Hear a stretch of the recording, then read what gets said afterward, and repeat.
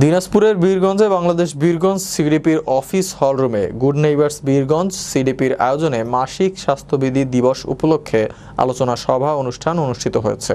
মঙ্গলবার Birganj সিডিপির CDP manager Sujan Tigga এর সভাপতিত্বে অনুষ্ঠানে প্রধান অতিথি হিসেবে বক্তব্য রাখেন মেডিকেল অফিসার মিরাজুল ইসলাম।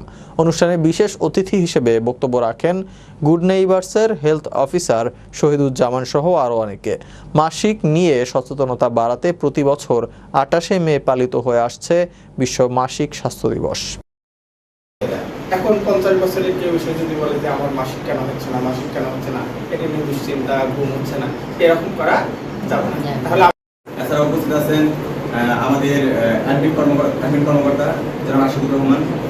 সবসময় তো মায়েদের কাছেই থাকে, কিন্তু অনেক সময় আমরা থাকি না, মায়েদের কাজে যেতে হয়।